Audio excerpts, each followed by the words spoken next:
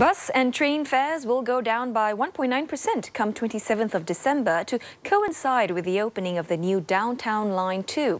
Well, this is the maximum reduction based on the fare adjustment formula, and it means that you'll pay up to 4 cents less for public transport if you use fare cards. The Public Transport Council announced these details today. It's the first time public transport fares are being reduced since 2010, and an estimated 2.2 million commuters are set to benefit. The revision is based on the fare adjustment formula, which takes into account core inflation, wages and energy costs in the previous year. In 2014, wages and operating expenditure went up, but were outweighed by a substantial fall in energy prices. This therefore allows fares to be adjusted downwards up to a maximum 1.9% for 2015, which the Public Transport Council has approved. The PTC has decided to grant the full quantum of reduction for our commuters so that our commuters can reap the maximum benefits. I don't recall reading about any city having a fare reduction across the board.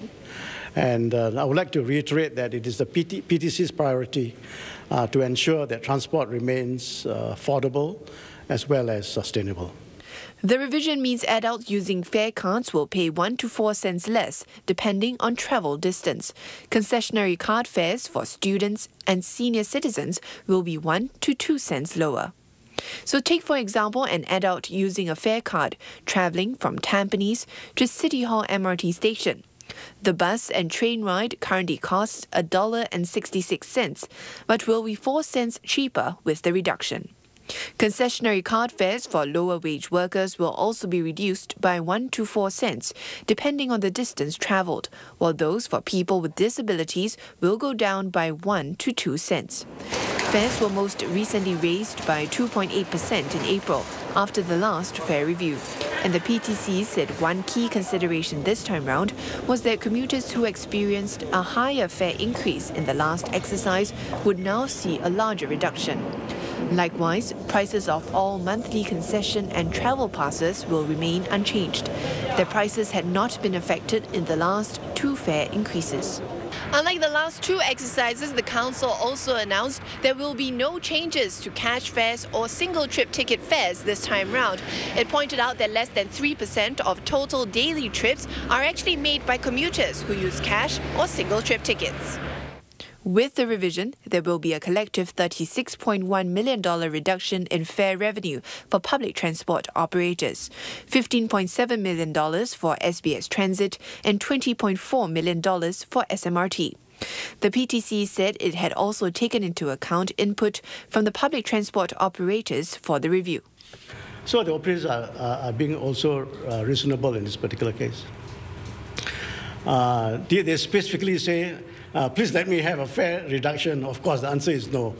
The operators won't do that. One operator said they had no objections to the fare reduction. One operator said maybe you should think about reducing the negative 1.9. The annual fare review typically takes place in April, but was brought forward to coincide with the opening of the new Downtown Line 2 in December.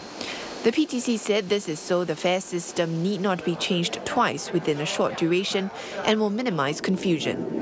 It added that future fare review exercises could follow a similar timeline.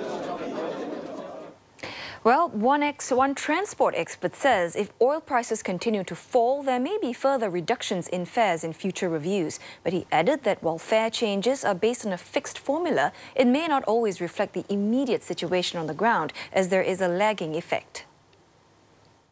The statistics that we use in the calculations of the actual fare adjustment amount is actually based on the 2014 statistics. So there's a time lagging effect in the overall results of this fare adjustment. So I think in a way there exists a certain gap between the general public's perceptions on, say, for example, the energy price and the actual fare adjustment quantum. And most commuters we spoke with welcome the fare reduction. 1.9% means if I'm traveling $60 per month, So you just work out that at least I can get about what, $2 or $3 saving. It's quite good lah, cause like students we don't have like sometimes we need to work part time also to support ourselves. So it's like if there's this reduction of the fare, right, then we can save a bit of money. It's good because I think it makes transport more affordable, and I think vast majority of Singaporeans use transport in Singapore. So to make it more affordable to the masses would be a good thing.